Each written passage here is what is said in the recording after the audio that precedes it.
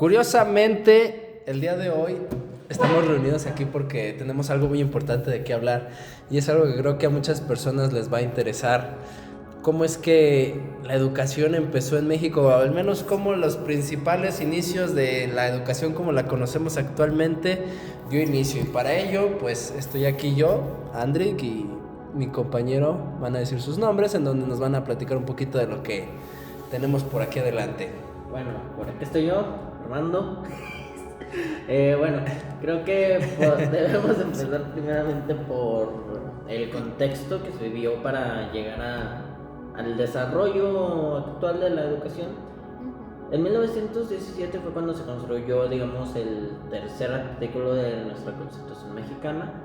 En ese periodo, creo que es importante resaltar que el contexto político venía de lo que era anteriormente la guerra revolucionaria y dejó algunos estragos como la búsqueda de muchos del poder.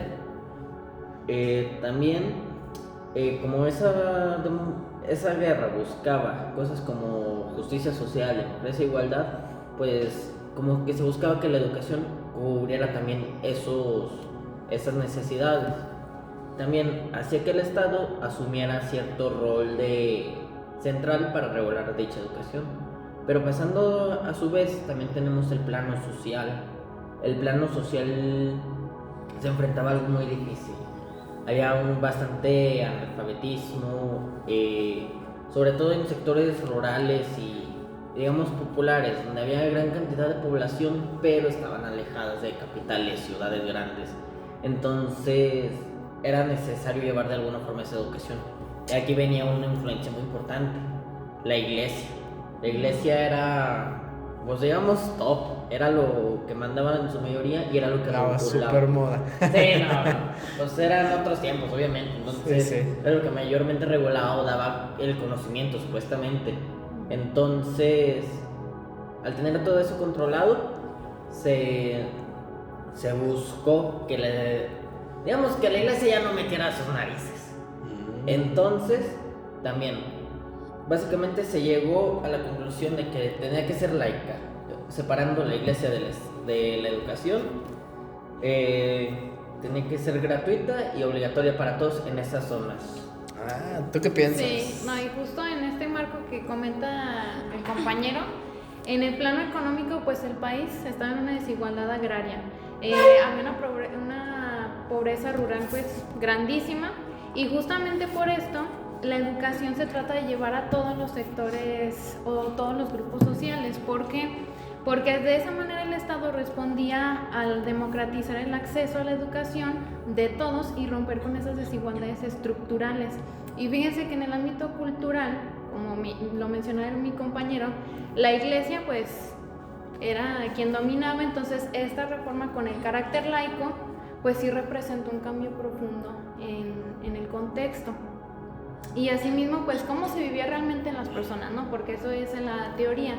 Pero realmente fue un cambio muy complicado, muy complejo, porque existieron pues grandes limitaciones. Uno, pues la falta de infraestructura, la escasez de los docentes, e incluso la dispersión geográfica, que llegara la educación a esas poblaciones que se encontraban lejos.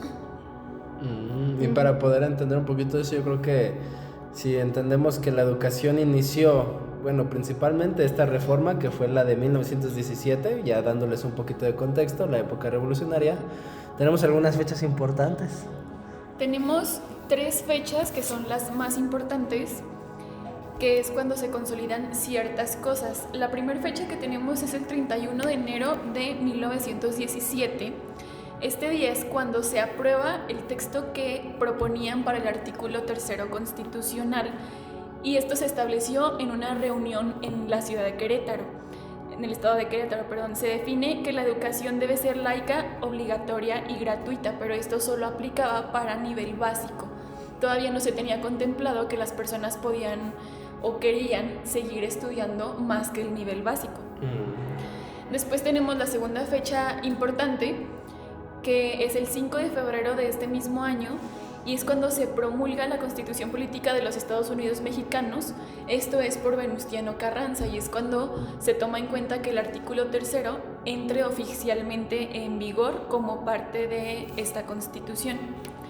Y la última fecha relevante es el 1 de mayo de 1917, que es cuando, una vez que ya entró en rigor, ya empieza a entrar en funciones como tal, como en el campo de la educación, encabezado nuevamente por Venustiano Carranza.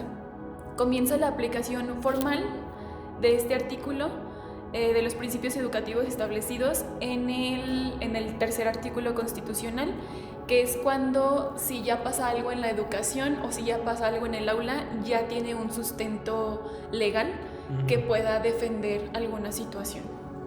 Y yo creo que pues no podemos dejar de lado que hay que entender esta reforma como la construcción de varias personas importantes, porque si hablamos de un contexto importante, bueno, principalmente, como ya había mencionado mi compañera, Venustiano Carranza, como veníamos de la época revolucionaria, pues al ser líder del país en ese entonces, pues fue uno de los principales aportadores a esto. Sin embargo, hay más gente que construyó esta reforma, dentro de las cuales se encontraba, por ejemplo, diputados contribuyentes que apoyaron estos ideales como Francisco J. Mujica, Félix Palavinci, pero también Justo Sierra, que fue uno de los que más relevancia tuvieron, ya que fue fundador de la Universidad Nacional. Entonces, con eso pues promovió la educación científica y nacionalista, y ya a nivel un poco más básico entra lo que se llama el personaje José Vasconcelos, que fue el primer secretario de la Educación Pública.